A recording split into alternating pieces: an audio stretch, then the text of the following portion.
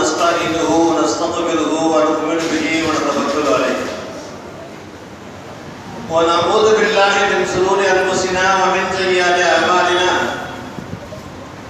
من يهده الله فلا مضل له ومن يضلل فلا هادي له ونشهد أن لا إله إلا الله وأشهد أن محمدا عبده ورسوله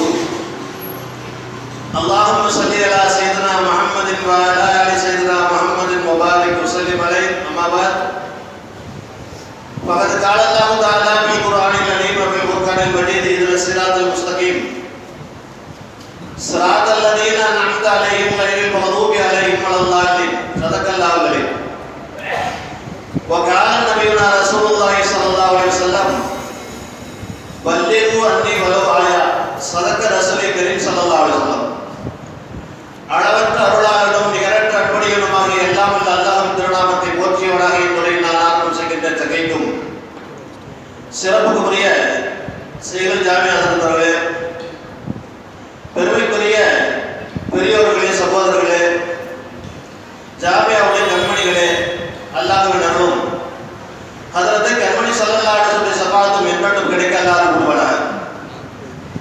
அல்லாஹ்வுடைய மிகப்பெரிய அருளால் ஒரு செழிப்பான ஒரு மஜ்லிஸிலே இப்போ நாம் உட்கார்ந்திருக்கிறோம். உலகத்திலேயே ஒரு செழிப்பான ஒரு மஜ்லிஸ் தான். வளத்தை தரக்கூடிய, மனிதனுக்கு நிம்மதி தரக்கூடிய மஜ்லிஸ் இந்த உலகத்திலேயே இந்த ஒரு மஜ்லிஸ் தான். காரணம், கண்மணி ஸல்லல்லாஹு அலைஹி வஸல்லம் சொன்னார்கள், நல்லல்லாஹு இப்ராஹிம் சபிய மகானதி வவராஹா வஅத்தாஹா கமா சபிய. இந்த மனிதனுக்கு என்னுடைய வார்த்தையை கேட்டு அதை பாதுகாத்து யார் எண்ணி வைக்கிறார்களோ அவர்களுக்கு அல்லாஹ் செழிப்பை தரட்டும் என்று துஆ செய்து விட்டார்கள். அந்த இரு உலகத்துடைய செழிப்பும் இந்த மஜ்லிஸில் தான் இருக்கிறது. அதுவும் பெருமாள் கண்மணி ஸல்லல்லாஹு அலைஹி வஸல்லம் வார்த்தைகள் தான் இருக்கிறது. வஹி இரண்டு வகை, வஹி இரண்டு வகை. ஒன்று மத்லூ, மற்றொன்று கைர மத்லூ. மத்லூ ஓதப்பட்டது குர்ஆனாக இருக்கிறது, கைர மத்லூ என்பது ஹதீஸாக இருக்கிறது. பெருமானார் ஸல்லல்லாஹு அலைஹி வஸல்லம் பேசிய பேச்சுகள் அத்தனையும் வஹிதான். ஏன் அல்லாஹ் சொல்லிவிட்டார், வமா யன்திகு அனில் ஹவா இன் ஹுவ இல்லா வஹியுஹா. கண்மணி ஸல்லல்லாஹு அலைஹி வஸல்லம் பேசிய பேச்சுகள் அத்தனையும் அவர் மனதின் பிரகாரம் பேசியது இல்லை, அவர் பேசியது அத்தனை வஹி என்று அல்லாஹ் சொல்லிவிட்டார். அவர் பேசிய பேச்சுகள் அத்தனை வஹிதான். பெருமானார் ஸல்லல்லாஹு அலைஹி வஸல்லம் அவையிலே சஹாபாக்கள் உட்கார்ந்து இருப்பார்கள். அப்படி உட்கார்ந்து இருக்கிற போது சஹாபாக்கள் எழுத தெரிந்தவர்கள் பெருமானார் ஸல்லல்லாஹு சொல்வதை எழுதி கொண்டே இருப்பார்கள், எழுதி கொண்டே இருப்பார்கள். சில சஹாபாக்கள் எழுதுவதை தடுத்தார்கள்.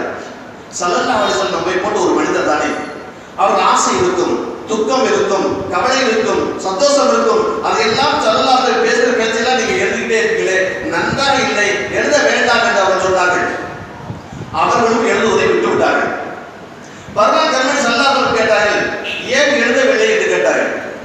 இப்படிலாம் மக்கள் சொன்னாங்க. அரசாங்கத்தில் ஸல்லல்லாஹு அலைஹி வஸல்லம் இந்த நாவை சுட்டி காட்டாங்க, இந்த நாவில் இருந்து சத்தியத்தை தவிர வேறு எதுவும் வராது, எழுதி கொள்ளுங்கள் என்று சொன்னாங்க. இந்த ஹதீஸ்கள் இப்படி பெருமானார் ஸல்லல்லாஹு அலைஹி வஸல்லம் மறுபடியும் கொடுக்கப்பட்ட போது சஹாபாக்கள் எழுதினார்கள். ஆனால் அந்த காலத்திலிருந்து இதுவரை யூதர்கள் செய்த சதி கொஞ்சம் நஞ்சமல்ல. இந்த வருடத்திலே ஜாமியா அஸ்ஹர் யூனிவர்சிட்டி கைரோவில் எகிப்தில் 6000 பேர்கள் பட்டம் வாங்கியிருக்காங்க. மௌலவி ஆலிம் பட்டம். மௌலவி ஆலிம் பட்டம் வாங்கியவர்கள் 6000 பேர்கள், 2000 பேர்கள் தான் ஈமான் கொண்டவர்கள். பாக்கியுள்ள 4000 பேர்கள் யூதர்கள்.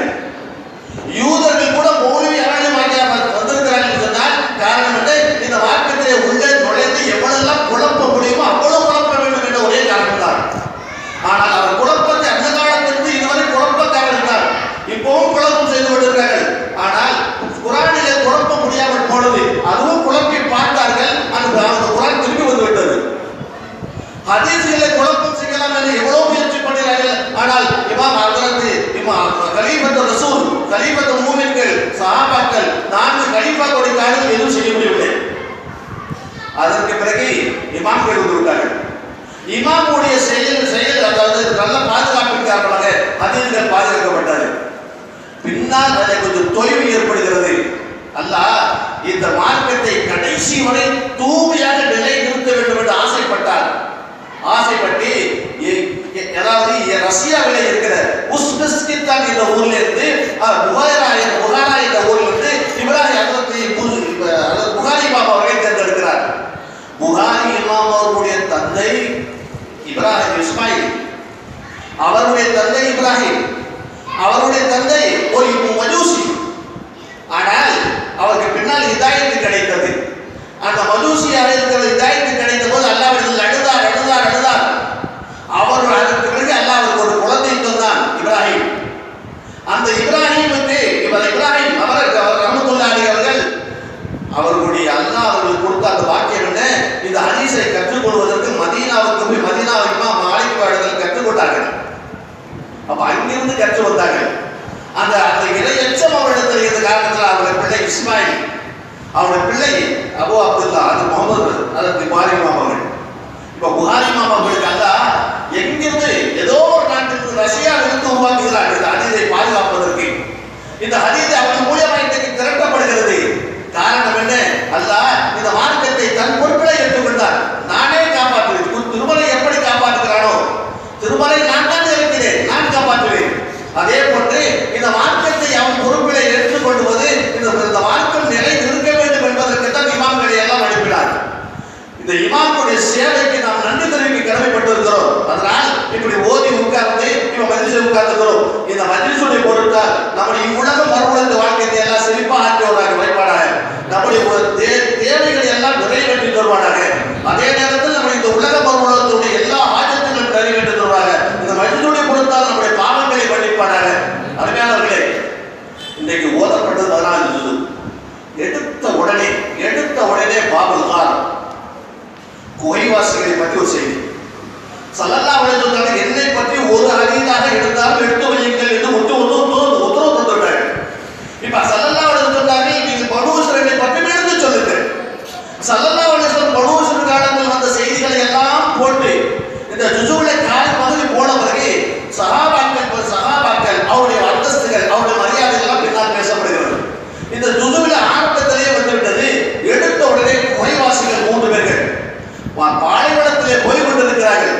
போனவர்கள் தங்களுடைய போய் கொண்டிருக்கிற போது கடுமையான மழை காற்று வீச ஆரம்பித்ததால் ஒரு மலையுடைய பொதுப்பிலே ஒதுங்கினார்கள். ஒரு மலையிலே போது ஒதுங்கினார்கள். மழையுடைய வேகத்திலே, காற்றுடைய வேகத்திலே மேலிருந்து ஒரு கல் புறப்பட்டு வந்து கோயில் வாசலை அடைந்தது. நாட்டு வீச்சுவில் தகவல் தொடர்பு துண்டிக்கப்பட்டு போய்விட்டது. இன்னும் கொஞ்ச நேரம் உயிர் வாழ்வோமா என்ற கஷ்டம். இந்த நிலையிலே அந்த மிகப்பெரிய பாறையை தள்ளி பார்க்கிறார்கள், தள்ள முடியவில்லை. என்ன செய்வது என்று அவர்களுக்கு புரியவில்லை. கஷ்டப்படுகிறார்கள், முடியவில்லை. நாம் உள்ளே நுழைந்திருப்பது யாருக்கும் தெரியாது. நாம் இங்கே சட்டம் போட்டாலும் யாருக்கும் புரியாது. நம்முடைய நிலை இப்படி இருக்கிறதா என்றார்கள். கடைசியாக முடிவுக்கு வந்தார்கள், நம்முடைய நல் அமலை முன் வைத்து அல்லாஹ்விடத்தில் துஆ செய்வோம், இன்ஷா அல்லாஹ் தருவார். பனூ இஸ்ரவேலர்கள்ல இருந்தது இப்படி. நம்ம கிட்ட இருக்குதா கொஞ்சம் பார்க்கணும். நம்ம கிட்ட இந்த நிலைகள்லாம் இருக்குதா? அவங்ககிட்ட என்ன நிலை இருந்தது பாருங்க. அவர் சொன்னாரு, நாங்கள் 3 பேரும் முடிவு செய்து கொண்டோம். நம்முடைய அமலை முன்வைத்து அல்லாஹ்விடத்தில் கேட்போம், அல்லாஹ் நமக்கு தொழில் தருவார், நிச்சயம் அல்லாஹ் உதவி செய்வார் என்று சொல்லிவிட்டு முதலாவதற்கு அவர் சொன்னார், யா அல்லாஹ், என் தாய் தந்தையரை நீ கவனிக்க சொல்லி இருக்கிறாய். தாய் தந்தை திருப்தியில் தான் என்னுடைய திருப்தி இருக்கு என்று நீ சொல்லி இருக்கிறாய். அதனால் என் தாய் தந்தை திருப்திப்படுத்தி விட்டு தான் என் பிள்ளைகளை என் மனைவி திருப்திப்படுத்துவேன். ஒரு நாள் நான் தொலைவு தூரமாக ஆடு மேய்க்க போய்விட்டு வந்துவிட்டு பால் கறந்து எடுத்து வருகிற போது என் தாய் தந்தை தூக்கிவிட்டார்கள். அப்படி தூக்கியதன் காரணமாக என் பெற்றோர்களுக்கு கொடுக்காம என் பிள்ளைகளுக்கு நான் கொடுக்க மாட்டேன். என் பிள்ளைகளோ பசியால் கதறுகிறார்கள், ஆனால் நான் தரமாட்டேன். ஏன்? உன்னுடைய திருப்தியை பெறுவதற்காக வேண்டி, உன்னுடைய திருப்தியை பெறுவதற்காக வேண்டி என் பெற்றவர்கள் முடிப்பார்கள், சீக்கிரத்தில் முடிப்பார்கள், விரைவில் முடிப்பார்கள். அவள் கொடுத்து விட்டு பாலை கொடுத்து விட்டு என் பிள்ளை கொடுக்கலாம் என்று நிற்கிறேன் பட்டு வந்து விட்டது. என் பிள்ளைகளும் தூக்கிவிட்டார்கள். அவர்கள் கண் விழித்தவுடைய பாலை கொடுத்தேன்.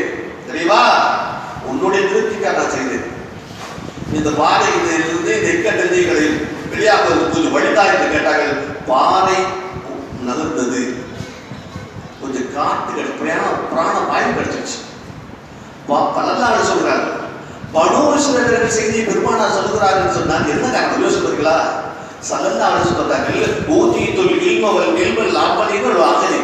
முன்னாள் போயிருக்கிறார்களே, அவருடைய இல்மும் எனக்கு கொடுக்கப்பட்டிருக்கிறது. இப்போ இருக்கிறார்களே, இவர் நம்மளுடைய நிலை இல்மும் கொடுக்கப்பட்டிருக்கிறது. பின்னால் எத்தனை பேர் வரப்போகிறார்கள்,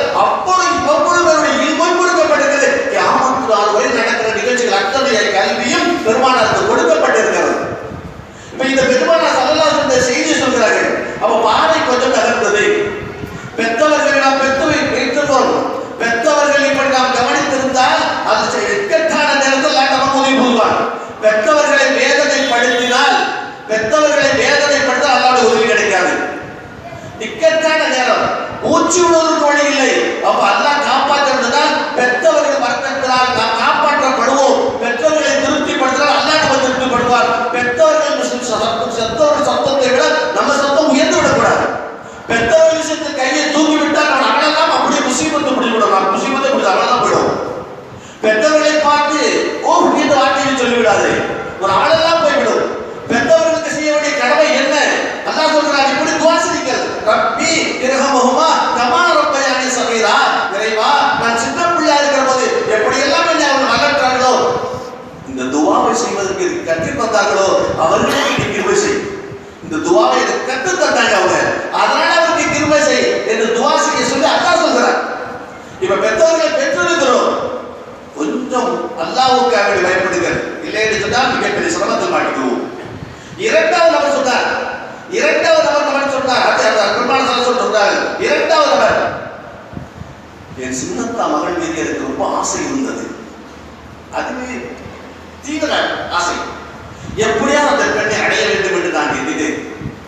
அடைவதற்கு வழி தெரியவில்லை. கடைசியில் அந்த பெண் தேவைக்கு இந்த இடத்தில் வந்தார். 100 ரூபாய் 100 தீனாருக்கு வந்தார். 100 திரகத்துக்கு வந்தார். தன்னுடைய தேவை கேட்பதற்கு நான் சொன்னேன், நம் தேவை நான் நிறைவேற்றுகிறேன், என் தேவை நீ நிறைவேற்று.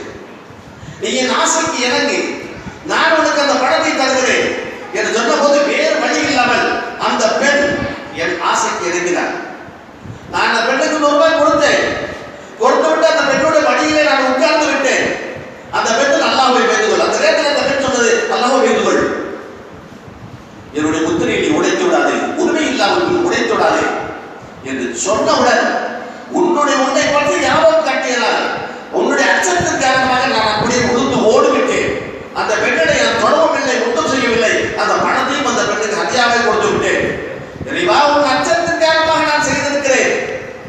இதைதான் இந்த அகலை முன்வைத்து கேட்கிறேன். இந்த வாரையிலிருந்து விளங்குவதற்கு வழிவிடு என்று அவர்கள் கேட்டார்கள். வழி கொஞ்சம் கிடைத்தது, ஆனால் வெளியே வர முடியாது. அந்த பெண்ணுடைய ஆசைக்கு பயந்து ஓடி, ஆசை இருந்து கூட அல்லாஹ்வுடைய அச்சத்தினால் ஓடினார். ஆனால் இன்றைக்கு செல்லுல தோண்டி தோண்டி தோண்டி தோண்டி பார்க்கணும். குளிப்பு கடனானது ஆகுது. அவங்க அல்லாஹ்வுக்கு அப்படி பயந்தாங்க. ஆனா இந்த இஸ்லாம் தெளிவா போயிடுச்சு. எதை பார்க்கலாம் எதை பார்க்க கூடாதுன்னு ஒண்ணுமே இல்லாத காலத்துல அவங்க அவ்வளவுக்கு அல்லாஹ்வுடைய பேரை சொல்லி பயந்தாங்க. ஆனா இன்றைக்கு அல்லாஹ் அக்பர் அல்லாஹ் அக்பர், நல்லா தெரிஞ்சுக்கங்க, ஒரு ஆணுக்கு கண்ணியம் எங்கே இருக்கிறதுனால் அவனுடைய பார்வையில் இருக்கிறது.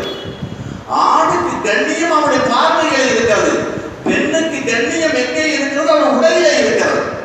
இப்ப இது இரண்டும் மீறப்பட்டு போடுவதால் இப்ப சோதனை எதனால் வருகிறது, வறுமை எதனால் வருகிறது, நோய் எதனால் வருகிறது?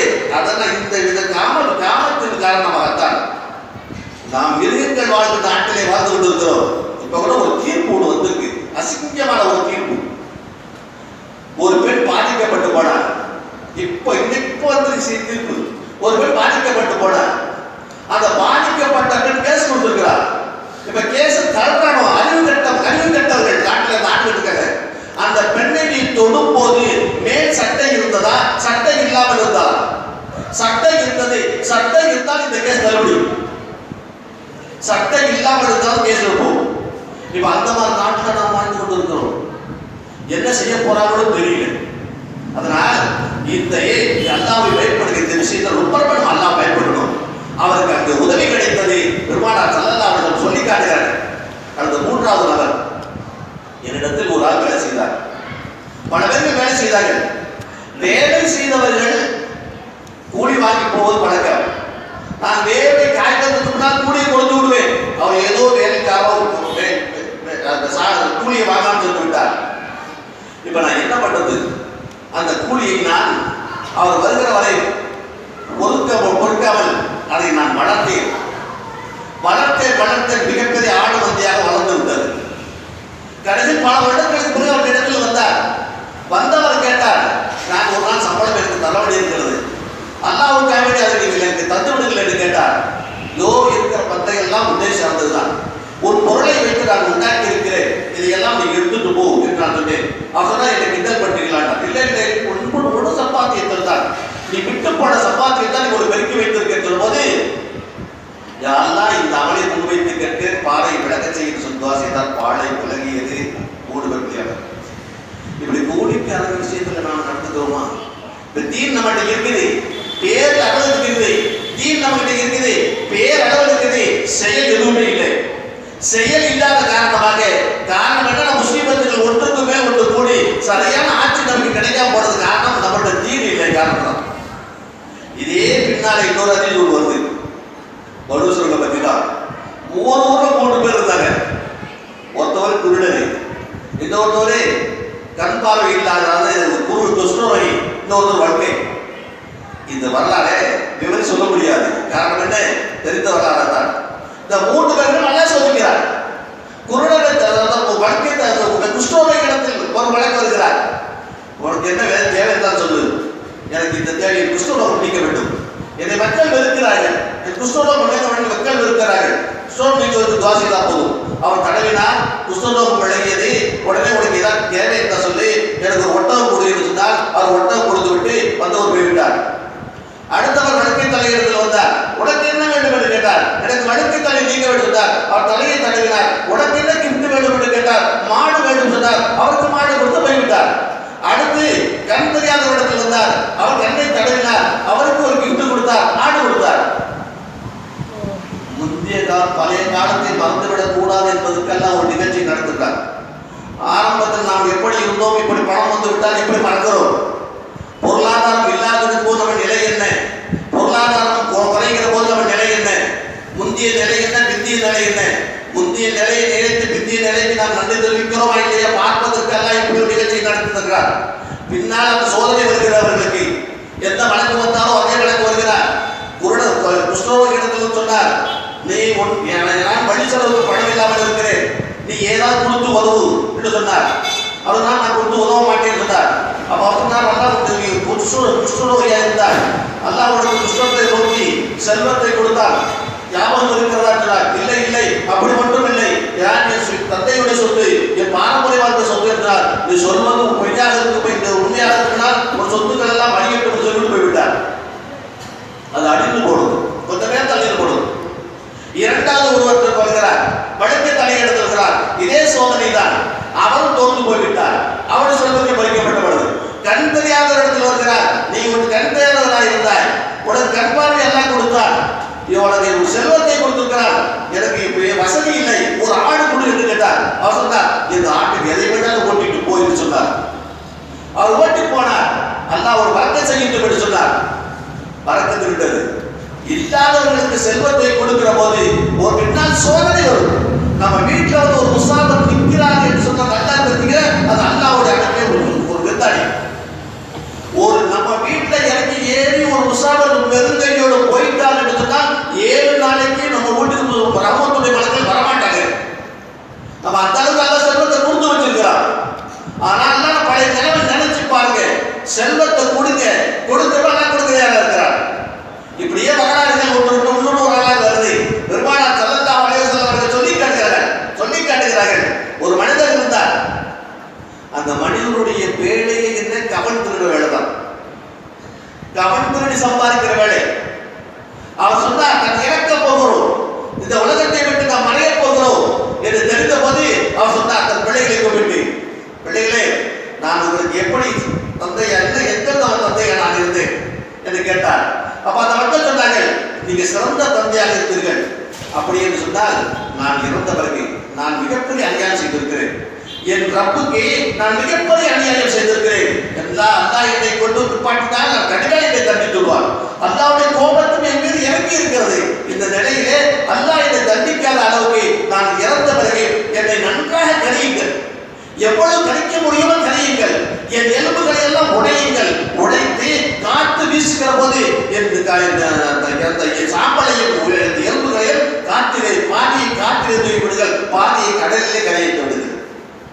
ஏன் அல்லாஹ் இதெல்லாம் ஒரு ஆற்றலை அவர் புரியாமல் செய்து விட்டார்.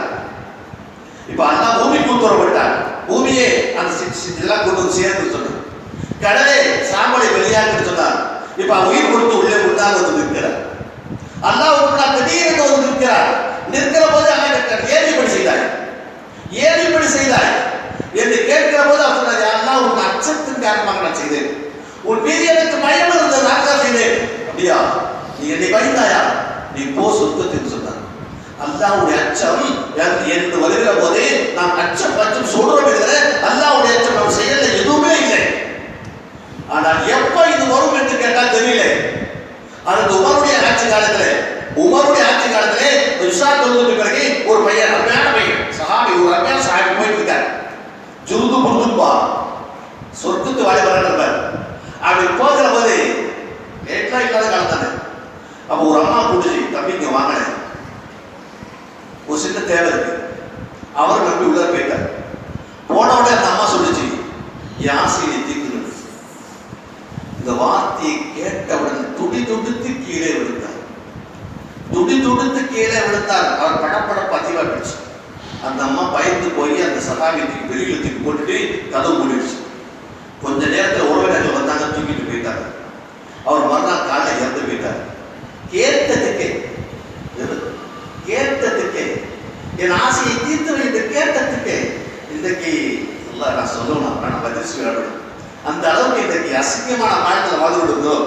உடனே துடுதுடுக்கு கீழே விழுந்தார். கீழே விழுந்து மறுபடியும் எடுத்து போனார். என்ன செய்வது, யாரை படிப்பது, எப்படி விசாரிப்பது என்று அந்த உலகத்தாவும் கிளம்பி போனார்கள். அல்லாவிடத்தில் பொறுப்பாகப்படுத்தினார்கள். மறுநாள் அவர் கபருக்கு போனார்கள். அவர் தொலைச்சியை அடித்து கிடைக்கிறாங்க. மறுநாள் அவர் கபருக்கு போனார்கள். அந்த உலகத்தா போனார்கள். கபரோட சாமியை கூப்பிட்டார்கள்.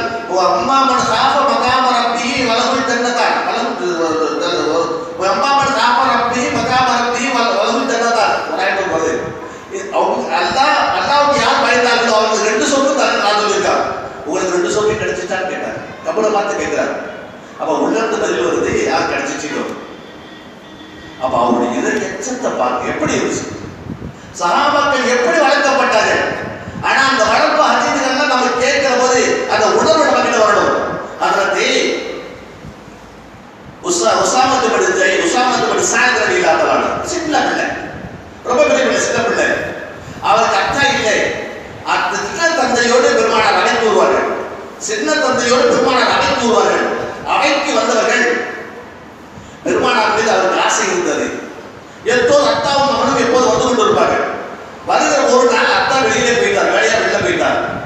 வெளியில போனது வந்து பார்க்கிற மகன் பார்க்கிற பெருமானார் அவைக்கு போகணும், முகாமியுடைய மஜ்லிஸுக்கு போகணும் என்று அவருக்கு ஆசை அதிகம் இருந்தது. அத்தா வரவில்லை.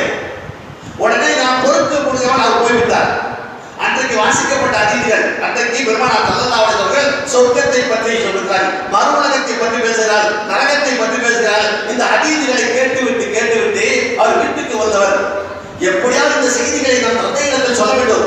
அருமையான ஹதீஸ் பெருமானார் இன்றைக்கு சொல்லி இருக்கிறார்கள், அதையெல்லாம் பெருமானார் தந்தைக்கு சொல்ல வேண்டும் என்று ஆசையோடு வருகிறார். ஆசையோடு தந்தை காத்திருக்கிறார். தந்தை வருகிறார் உள்ளே. தந்தை உள்ளே வருகிற போது நான் இன்றைக்கு பெருமானார் அழைத்து போனேன், இங்கே வரவில்லை. பெருமானார் ஸல்லல்லாஹு அலைஹி வஸல்லம் சொர்க்கத்தை பற்றி வர்ணித்தார்கள், நரகத்தை பற்றி வர்ணித்தார்கள், மறுபடியும் காட்சிகள் எல்லாம் கண்முன்னால் பார்ப்பதை போட்டு சொன்னார்கள் என்கிற போது அவர் சொன்னார், பெருமானார் ஸல்லல்லாஹு அலைஹி வஸல்லம் பேச்சை கேட்டுட்டு அதை நம்புறது கழுதையை விட நான் மட்டமா போயிடுவோம்னு ஒரு ஆள் சொன்னார். பெருமானார் ஸல்லல்லாஹு அலைஹி வஸல்லம் பேச்சை கேட்டு அதை அப்படியே நம்புறோம், கழுதையை விட மட்டமா போயிடுவான்னு சொன்னார். இது சொன்னோட பொறுப்பில் அவருக்கு தன் சின்ன தந்தையுடைய பராமரிப்பு அவருக்கு இருக்கிறார். அப்படி பராமரிப்பு இருக்கிற ஓடோடி வந்தார். சின்ன தந்தை வேணா வரலாம், நேரா பெருமானார் சொன்னார். யாரும் சொல்லலாம் இப்படி சொல்லிட்டாரு சின்னத்தா, இப்படி அவர் சொல்லிட்டார், நான் என்ன பண்றது அப்படின்னு அழுவார். அவரை வந்துட்டார். அவரை வந்த பிறகு யார் சொல்ல நான் அப்படி சொல்லவே இல்லைட்டார். இந்த குழந்தை அப்படியே கையை தீர்த்துச்சு. எல்லாட்ட யாருமே யாரெல்லாம் நான் பொய்யனாக இருந்தா என்னை பொய்யாக்கு, நான் உண்மையானதாக இருந்தா நீ இது உண்மையாப்படுது. இது ஒடுத்த அந்த குழந்தை வானத்தை பார்க்கல. அந்த ஜிப்ரீல் தான் ஈமான் கொண்ட பிறகு யார் நிறைய மருத்துவக்கு போய்விட்டாலோ அவர்கள் கடுமையான வேதனை இருக்கிறது. ஆயத்து வந்து விட்டது. ஆயத்து வந்தவுடன் அவர் கூப்பிட்டு பெருமானார் கண்டித்தார்கள், தௌபா செய்து விடு, அல்லாவினால் நீ பிடிக்கப்படுவாய் என்று சொன்னவுடன் அவர் தௌபா செய்தார். அதற்கு பெருமானார் ஸல்லல்லாஹு அலைஹி வஸல்லம் குழந்தைகள் காதல் ஒரு ஈழு தரங்குவா, காதல் வந்து ஒரு ஈழு தரங்குவா, உன் காது உண்மையை தான் பேசியிருக்கிறது, உண்மையை தான் கேட்டிருக்கிறது, நீ பேசியது உண்மை தான் பேசியிருக்கார், அல்லாவே உன்னை உண்மைப்படுத்தி விட்டார் என்று அவருக்கு மிகப்பெரிய மரியாதை கொடுத்தார்கள், சந்தைப்படுத்தினார்கள். ஒவ்வொருடைய காட்சி காலத்தில் அவருக்கு மிகப்பெரிய மரியாதை இருந்தது. அவரை ஒரு கவர்னராகவும் அனுப்பி வைத்தார்கள். சஹாபாக்கள் செய்ததெல்லாம் அல்லாஹ் புகழ்கிறார். அதே போல புகழ்வதற்குள்ள மஜ்லிஸ் தான் இதுவும் கூட. இதை நாம் இருந்தால் நாம் செல்வம் பெறுவோம். செல்வம் பெறுவோம். இந்த உலகம் இரு உலகத்தில் செல்வம் இருக்கிறது. சாதாரண ஹதீஸ்கள் சேகரிப்பதற்கு அந்த இமாம்கள் ரொம்ப கஷ்டப்பட்டிருக்காங்க. ஹதீஸ்களை சேகரிப்பதற்கு இமாம்கள் மிகப்பெரிய கஷ்டப்பட்டிருக்கிறார்கள். அதை கொஞ்சம் ஒரு சின்ன செய்தி சொல்கிறேன். பெருமானார் ஸல்லல்லாஹு அலைஹி வஸல்லம் போனதுக்கு பிறகு வஹீயுடைய மோசடி அதிகமாக இருந்தது. மிகப்பெரிய இமாம்கள் இதற்காக பாடுபட்டாங்க. அதுல முஹம்மது இப்னு முன்திர் ரஹ்மத்துல்லாஹி அலைஹி, முஹம்மது இப்னு நஸர் ரஹ்மத்துல்லாஹி அலைஹி, முஹம்மது இப்னு ஜரீர் இப்னு திப்ரி, இந்த மூன்று பேர்களும் பகதாதிலிருந்து புறப்பட்டு எகிப்துக்கு போனார்கள். எகிப்தில் தான் வசதி வாய்ப்புகள் இருந்தது. ஹதீஸ்கள் எழுதுவதற்கு பொருளும் கலங்கிட்டு தான் கிடைக்கும். இந்த ஹதீஸ்களை ஒன்று சேர்த்து எழுத வேண்டும் என்பதற்காக பல நாட்கள் அழைத்து திரிந்த இந்த ஹதீஸ்களை பொறுக்கி எடுத்து அங்கே போய் எழுதலாம் என்று எகிப்து போனார்கள். போன இடத்தில் தன் இருக்கிற தன் பைசாவெல்லாம் இருந்து ரூபாய் எல்லாம் போட்டுவிட்டு ரூபாய் எல்லாம் கலெக்ட் பண்ணி ஒரு வீடு பிடித்தார்கள். வீடு பிடித்து அங்கே உட்கார்ந்து விட்டார்கள். இப்ப எழுந்து கொண்டிருக்கிறார்கள், கிதாபுகளை எழுந்து கொண்டிருக்கிறார்கள், ஹதீஸ்களை எழுந்து கொண்டிருக்கிறார்கள். அப்படி எழுந்து கொண்டிருக்கிற அந்த நேரத்தில் பசி வந்துவிட்டது. 3 பேருக்கும் பொருளாதாரம் இல்லை. 3 பேருக்கும் பொருளாதாரம் இல்லை என்று 3 பேருக்கும் தெரியும். இப்ப யாரை பசிக்கிறது, யாரை எழுப்புவது, இவர் யாருக்குன்னா அவர் சொல்வார், பணம் இல்லை தெரியுது, யாரை எழுப்புவது, யாரை எழுப்பினால் ஒருத்தர் வருத்தப்படுவார். அவர் பேசுறார், நாம் 3 பேர் சீட்டு போட்டு குளிக்கிறோம், 3 பேரை பேரை போட்டு சீட்டு போட்டு குளிக்கிறோம். அப்ப யாருடைய பெயர் வந்ததோ அவர்களுடைய உணவுக்கு தயார் செய்யட்டும், ஏதாவது எப்படியா தயார் பண்ணிட்டு வரட்டும். சீட்டு தூக்கி எடுத்தாங்க. முகமது நஸருடைய பேர் இருந்துச்சு. முகமது நஸருடைய பேர் வந்து சொல்றார், அப்படியா அல்ஹம்துலில்லாஹ் நம்முடைய பேர் இருந்துச்சு. இது வெளியூர், நான் என்ன பண்ண முடியும், யாருக்கு உதவி கேட்க முடியும். நேரா வெளியில வந்தார், பெரிய திண்ணை வந்து உட்கார்ந்தார். அப்படியே 2 ரக்காத் தொழுதார். ரப்பே, நாங்க வந்த நோக்கம் உங்களுக்கு தெரியும். எங்கிட்ட பொருளாதாரம் இல்லை, ஆனால் இப்ப உள்ள எங்களுக்கு சூழ்நிலை சாப்பாட்டு வழி இல்லை. நாங்கள் யாரிடத்தில் கையேந்த மாட்டோம். ஏன் ஸல்லல்லாஹு அலைஹி வஸல்லம் ஹதீஸில் நாங்கள் எது கொண்டிருக்கிறோம், கை ஏற்றினால் ஹதீஸுக்கு பாதகம் வந்துவிடும், ஹதீஸுகளுக்கு மரியாதை இல்லாமல் போய்விடும். நாங்கள் உன்னை வேறு யாரிடத்தில் நாங்கள் கேட்க மாட்டோம், எங்களுக்கு உணவை நீத்தான் என்று அவர் துஆக்கி உட்கார்ந்திருக்கிறார். அந்த நேரத்தில் எகிப்துடைய துணை ஜனாதிபதி தானான், எகிப்துடைய துணை ஜனாதிபதி தானான் கைநூலா தூக்கி கொண்டிருக்கிறார். கைநூலா தூக்குவது நபிமார்களுடைய வழக்கம், நல்லவர்களுடைய வழக்கம். தஹஜ்ஜுக்கு லேசாக இருந்திருப்பதற்கு அந்த துணை ஜனாதிபதி தௌலான் தூக்கி கொண்டிருக்கிறார். அப்படி தூக்கி கொண்டிருக்கிற போது கண்மணி ஸல்லல்லாஹு அலைஹி வஸல்லம் கனவிலே வந்தார்கள். இந்த தௌலான் தூக்கி கொண்டிருக்கிறார், எனது ஹதீஸ் என் ஸல்லல்லாஹு அலைஹி வஸல்லம் வார்த்தைகளை சேர்ப்பதற்கு 3 முஹத்திஸ்கள் உங்கள் ஊரிலே வந்து பட்டினியாக உட்கார்ந்திருக்கிறார்கள், அவர்களுக்கு தேவையானதை செய்து கொடு என்று பெருமானார் தங்கள் கனவிலே வந்து சொன்னார்கள். அவர் கொஞ்சம் மனச்சி பட்டு திரும்பவும் தூக்குகிறார். திரும்பவும் இதே கனவு. நான் என்ன சொல்றேன், எனது முஹத்திஸ்கள் ஹதீஸை சேர்க்கிற முஹத்திஸ்கள் பசியோடு உட்கார்ந்தார்கள், என் வார்த்தைகளுக்காக பசியோடு உட்கார்ந்தார்கள், நீ ஓடு அவர்களுக்கு உதவி செய் என்று சொன்னபோது அவர் உடனே எகிப்துல எங்க தேடுறது, உணவு படை சுத்தமா அனுப்பிட்டார். தேடுங்க, எல்லாத்துக்கும் தேடுங்க. புதிய முஹத்திஸ்கள் 3 பேர் வந்திருக்கிறார்கள், ஹதீஸ்களை தேடி கொடுக்கிறார், அவரை கண்டுபிடிச்சு வாருங்கள். சீக்கிரத்தை கண்டுபிடிச்சிட்டாங்க. உடனே அவர் தௌலானுக்கு செய்தி போது அவர் வந்து கதவு தட்டார். வந்தபோதே சொன்னார், நீங்கள் 3 பேர்கள் ஹதீஸ்களுக்காக வந்திருக்கிறீர்களா? ஆமாம். பெருமானார் ஸல்லல்லாஹு அலைஹி வஸல்லம் கனவிலே வந்தாங்க. உங்களை எல்லா தேவையும் ஏற்பாடு செய்ய எனக்கு உத்தரவு போட்டிருக்காங்க. உங்களுடைய வேலைக்கு அந்த ஹதீஸ்கள் செய்கின்ற இந்த வேலையில் சிரமம் வராமல் உங்களுடைய பொறுப்புகள் அத்தனை நாங்கள் ஏற்றுக்கொண்டோம். எங்களுக்கு அந்த வாய்ப்பை தாருங்கள். இந்த இடத்துல மிகப்பெரிய பள்ளிவாசல் ஒன்று கட்டி தருகிறேன், இதிலே உட்கார்ந்து நீங்கள் தொழுவுங்க, ஹதீஸ்களை எழுதுங்கள், உங்களுக்கு சாப்பாடு பொறுப்பை எது பொறுப்பேற்றுள்ளார். அந்த முகமது பின் நஸர் அல்லாஹ்விடத்தில் கேட்டாரு. உடனே அல்லாஹ் பதில் தருகிறான் என்று சொன்னால் இந்த மஜ்லிஸுடைய பரக்கத்தால் நாம் கேட்போம், உங்களுக்கு என்ன தேவை அப்படும் அல்லாஹ் தர தயாரா இருக்கார். ஏன்னா இது உள்ள பரிந்துரையில புகாரி ஷரீஃப்ல ஒரே ஒரு பக்கம், ஒரே ஒரு பக்கம் ராஜிகளோடு வாசித்து துஆ கேட்டால் அப்படி அல்லாஹ் அங்கீகரிக்கிறான். அந்த அந்த வார்த்தையை நாம் நம்புவோம், அந்த நம்பி அல்லாஹ்விடத்தில் நாம் கேட்போம், அல்லாஹ் கொடுக்க தயாரா இருக்கிறான். அது நம்பிக்கை இழக்கிற போது நல்லா தர மாட்டார். அருமையான செல்வ செழிப்பான ஒரு விஷயத்தை உங்களுக்கு